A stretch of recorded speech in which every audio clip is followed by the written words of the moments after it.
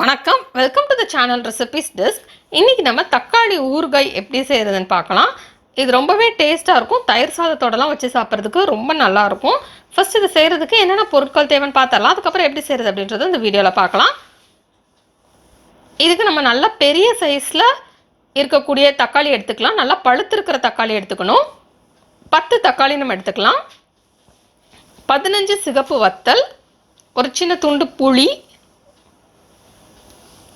1/4 teaspoon கடுகு, 1/4 teaspoon உளுந்து, 1/4 teaspoon வெந்தயம்.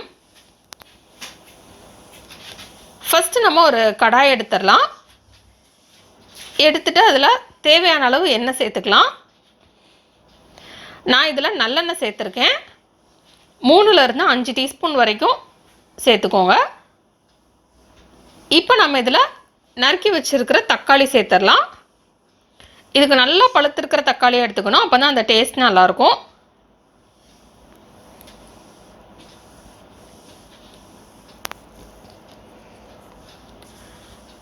இப்போ இதை நம்ம ஃப்ரை பண்ணிடலாம். நல்லா அந்த தக்காளியில் உள்ள பச்சை வாசனையெல்லாம் போகணும். அது வரைக்கும் நம்ம இதை ஃப்ரை பண்ணிக்கலாம்.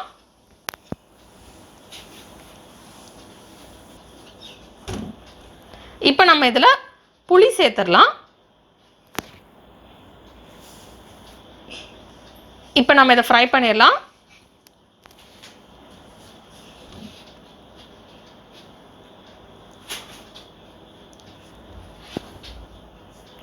நல்லா அந்த தக்காளியில் உள்ள ஜூஸ் எல்லாம் வெளியே வந்து அந்த பச்சை வாசனையெல்லாம் போகணும். அது வரைக்கும் நம்ம இதை ஃப்ரை பண்ணிக்கலாம்.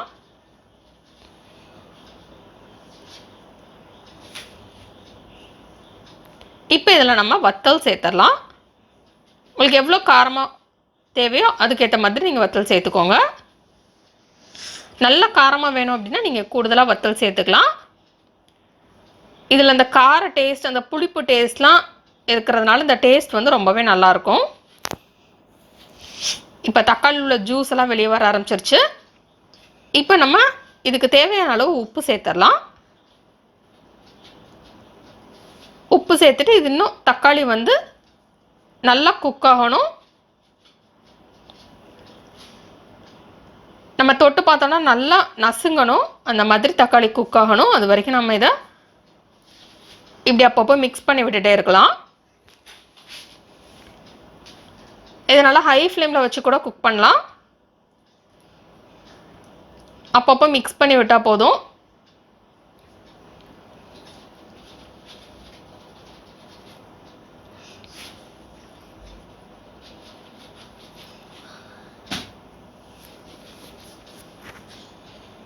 இப்போ பார்த்தீங்கன்னா தக்காளி நல்லா குக் ஆயிடுச்சு.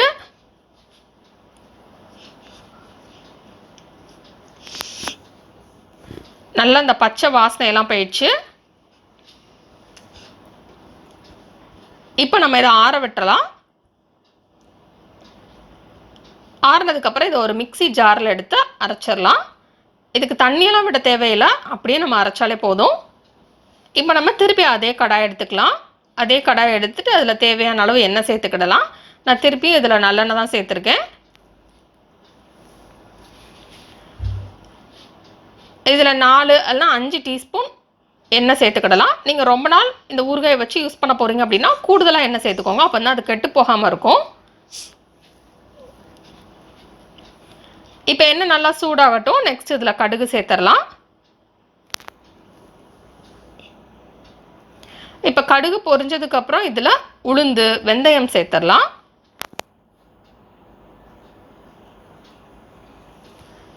இதுவும் நல்லா பொரிஞ்சிடட்டும். நெக்ஸ்ட் இதில் நம்ம அரைச்சி வச்சிருக்கிற அந்த பேஸ்ட் சேர்த்துடலாம்.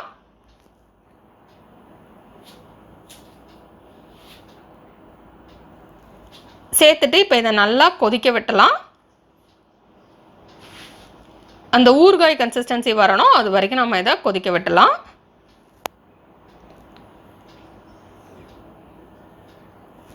இதை நீங்கள் நிறைய செஞ்சு வைக்க போகிறதா இருந்தால் நல்ல ஒரு க்ளீனான ட்ரையான பாட்டிலில் ஸ்டோர் பண்ணி வைங்க. எப்போவுமே ஊறுகாய் செஞ்ச உடனே ஸ்டோர் பண்ணி வைக்கக்கூடாது. அது நல்லா ஆறுனதுக்கப்புறம் தான் ஸ்டோர் பண்ணணும். நம்ம சூட்டோட ஸ்டோர் பண்ணோன்னா அது கெட்டு போயிடும். அதனால் நல்லா ஆறுறதுக்கப்புறம் ஒரு நல்லா ட்ரையாக இருக்கக்கூடிய ஒரு பாட்டிலில் நீங்கள் ஸ்டோர் பண்ணி வச்சுக்கோங்க. ஸ்டோர் பண்ணி வச்சுட்டு தேவைப்படுற நேரம் நல்லா க்ளீனாக ட்ரையாக இருக்கக்கூடிய ஸ்பூன் யூஸ் பண்ணி நம்ம எடுத்துக்கிடணும். நீங்கள் இந்த விதம் 1 வாரம் இல்லைனா 10 நாளைக்கு மேலே யூஸ் பண்ணுறதா இருந்தால் நீங்கள் வந்து இதை ஃப்ரிட்ஜில் வச்சுக்கோங்க. 1 வாரம் 10 நாள் நீங்கள் யூஸ் பண்ணுறதா இருந்தால் இன்னும் நிறைய எண்ணெய் சேர்த்துக்கணும். அப்படின்னா அது கெட்டு போகாமல் இருக்கும். புளியும் இன்னும் கொஞ்சம் சேர்த்துக்கணும். இல்லைனா நம்ம ஃப்ரிட்ஜில் வச்சு யூஸ் பண்ணிக்கலாம். ஃப்ரிட்ஜில் வச்சு யூஸ் பண்ணால் ரொம்ப நாள் வரைக்கும் அது கெட்டு போகாமல் இருக்கும்.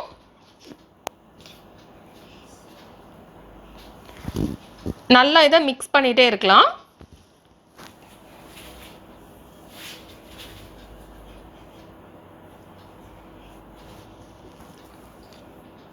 நமக்கு அந்த ஊறுகாய் பதம் வர்ற வரைக்கும் நம்ம இதை மிக்ஸ் பண்ணிக்கலாம்.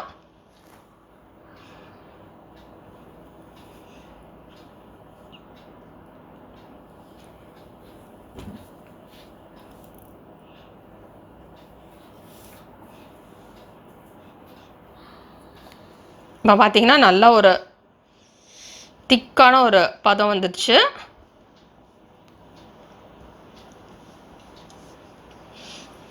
இந்த ஊறுகாய் பதம் நமக்கு வந்து கிடச்சிருச்சு. நல்லா இந்த மாதிரி திக்காக வர வரைக்கும் நம்ம இதை மிக்ஸ் பண்ணி விட்டுட்டே இருக்கலாம்.